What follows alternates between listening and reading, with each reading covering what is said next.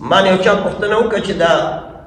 مونږ چې دا کوم کار کوو الله به په دې مونږ له اجر راکوي که نه مونږ مجاهدینو کې حسابېږو که نه دې ملک کې د زنا منډیانې شته که نه شته ویل او شته دا ستاسو په مټ روانې دي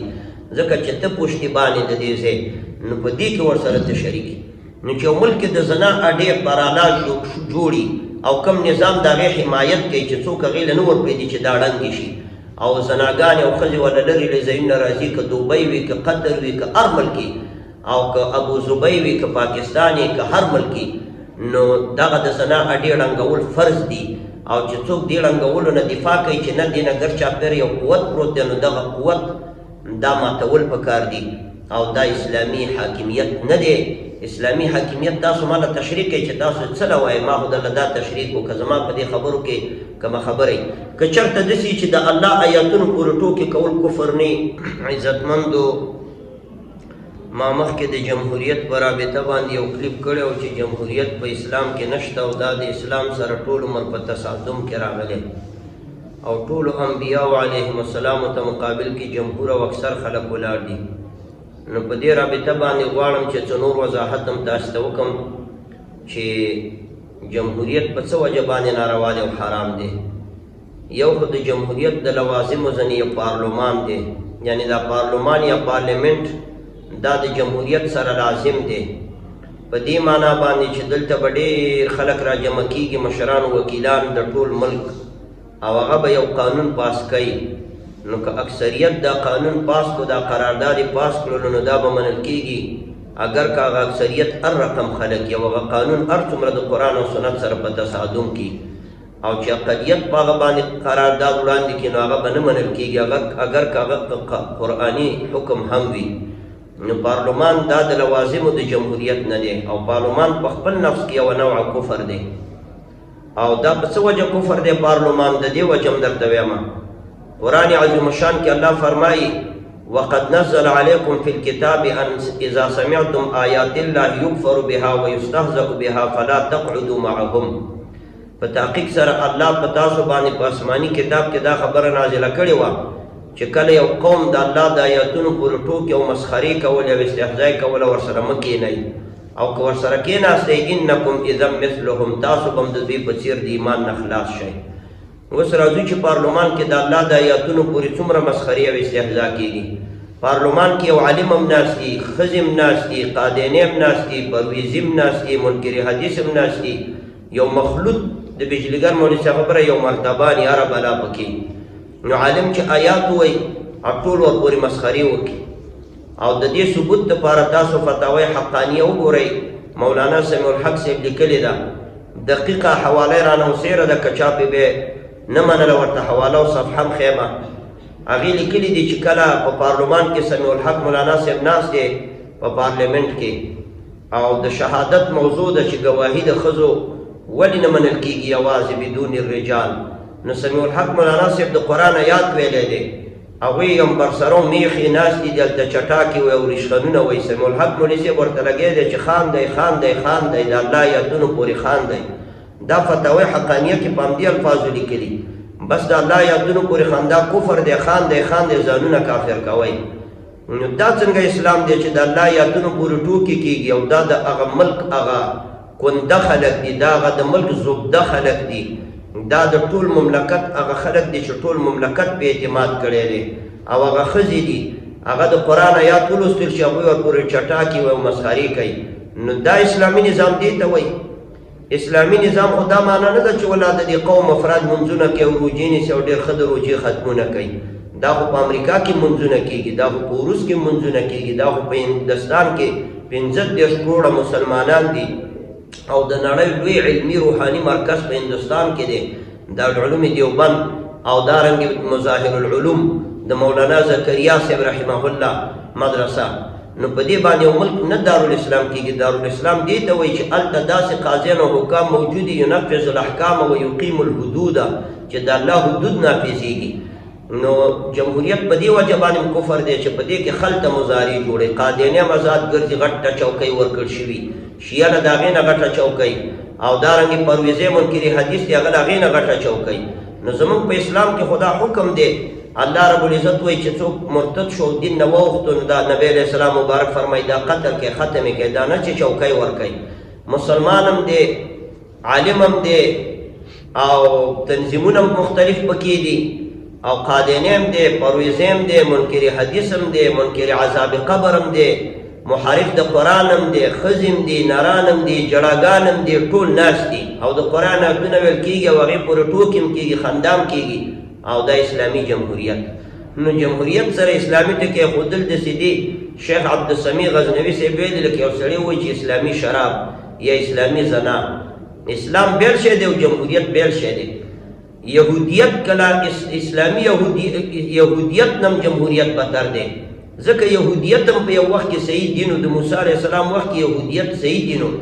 د عیسی علیه السلام وخت کې عیسویت او نصرانیت صحیح دین و خو وروسته پې نسخه راغله په راتګ د نبي اخر زمان سره منسوخ شو او جمهوریت په یو وخت کې هم صحیح دین نه دی جمهوریت اکثریت ته وایي یو عزتمندو دا جمهوریت دی چې جمهور علما داسې وایي دا ما درته بل کلیپ کې وضاحت کړی و خو داسې یو طرف علما صالحین متقین الله نه یریدونکي پاکان مقدس خلک دي عابدان زاهدان او بل طرف هم دي خو دا یو پنځه دي او دا بل دوه نیم سوه دي نو د دوی رایه به ګټل کېږي ټول الله نه یریدونکي او خوف خداوندي والا خلک دي او هغه جمهور دي او دا جمهوریت خو داسې دی چې یو کې جړاګان او ښځې او ډمې او شرابیان او زناکار او لوتیان دا دي 200 دي او بل طرف الله نه یریدونکي 10 کسه دي دا 200 به یې ګټي نو دې جمهوریت والا له موږ داسې ویو دوی ته به یې داسې وکوي یو پتنوس راوالی هغې کې ورته 2 غټ غټ لالونه کېدی مرغللي او بل کې ورته بې ادبي د مافي د ګډو او د وزو 200 پچې کېدی وایي دا پچې وخوره ځکه دا ډېرې دي او دا لال مه خوره دا کم دي دوی اکثریت ته ګوري او اکثریت خو قرآن کریم ځای په زیارت کړی دی وان تطع اکثر من فی الارض یضلوک عن سبیل الله او لا یستوی الخبیث والطیب نو دغه شیونه د جمهوریت سره لازم دي او دا لوازم چې دي دا چونکې ځینې کفر دی او ځینې ګناه کبیره ده او دویمه دا ده چې په جمهوریت کې د ښځم کولی شي چې د غونډ مملکت حاکمه شي صدر اعظمه شي حالا چې دا د قرآن د صریحي نص نه خلاف دی سورة النساء کې الله وایي الرجال قوامون علی النساء سړي حاکمان دي په ښځو باندې او د دې دوه وجې ذکر کړي یو بما فضل الله به بعضهم علی بعض او بل وبما انفقوا من اموالهم دا سړي ځکه حاکمان دي چې دا به خرچه په ښځو کوي په جمهوریت کې ښځې په سړو خرچه کوي په جمهوریت کې ښځه په سړي حاکمه ده صدر اعظمه ده او د ملک او ټول سړي د هغې د لاندې ما تحت ناست دي او دا اسلامي جمهوریت دی نو داسې اسلام دا کوم نه اسلام دی او دا کوم اسلامي نظام دی عزتمندو دې باندې ځان پوه کړئ دا فیسبوکي ملایان دې په دې باندې ځان پوه کړي او حق دې نه پټئ ولا تلبسوا الحق بالباطل وتكتموا الحق وانتم تعلمون بني اسرائیلو ته الله ویلي تاسو خو د بني اسرائیلو ملایان یې ښځه څنګه د ملک حاکمه شي د ټول ملک صدر اعظمه شي او حتی چې په دې کې یو ملا و کوثر نیازی نومېدو بریلی د پنجاب هغې د یوې ښځه صدر اعظمه شوي و هغه وخت کې د هغې د صدر اعظم مۍ ته اسلامي جنبه ورکول او هغې ته اسلامي حیثیت ورکول چې د ده دا صدر اعظمي په اسلام ثابته کړي د دې کار دپاره دې محرف ملا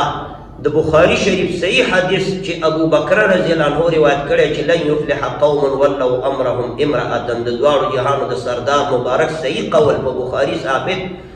دې کوثر نیازي دې حدیث باندې 14 تنقیده کړي دي د دې ښځه شیعګۍ وه ښځه دې د ملک صدر اعظمه دا د ثابته یې که د ده په مقابل کې د رسول الله صحیح حدیث دی نو هغې باندې تنقیدات شروع کړي دا تنقید دی ده حتی چې بالآخر یې په دې صحابي تنقید کړی دی چې د دې صحابي خبره قابل قبول نه ده دا محدود فی القذف دی او دې دپاره وګورئ آپ کې مسایل کو ان کا حل دا ټول د جمهوریت هغه کفر او ګندګیري ده چې د یو ښځې د اثبات دپاره د دواړو جهانو سردار مبارک حدیث دې کندله غورځولی او ښځه دې په چوکۍ باندې کېنولې عیاشه فحاشه ښځه نو دا اسلام دی نو که دا اسلام نو دا قرآن کریم څه دپاره دا درسونه د څه دپاره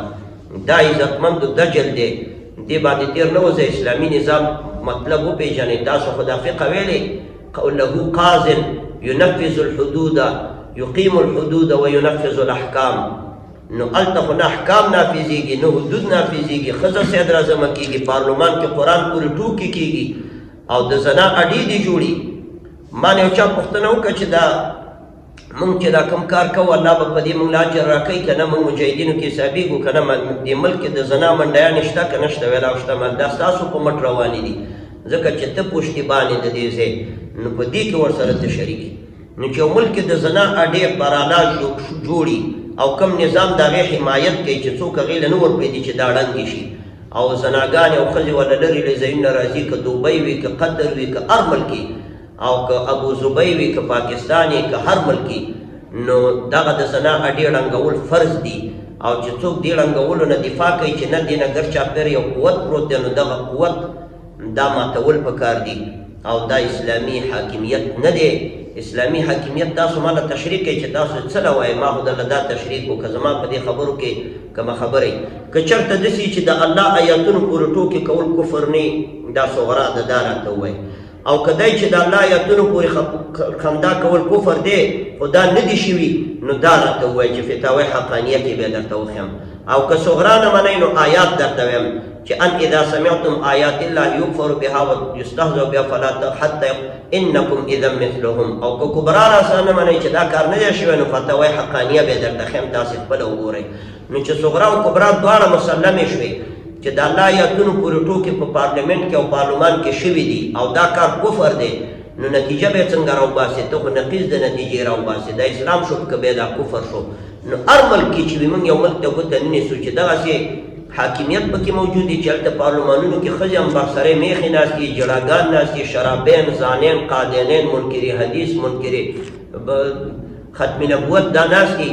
او د قرآن آیات ویلې شو دوی د هغې په تصادم کې ودرېږي مقابل کې ودرېږي دا کفر دی دا اسلام نه دی عزتمندو دې باندې ځان سر خلاص کوئ او دې باندې ځان پوه کوئ الله دې موږ او تاسو ته هدایت نصیب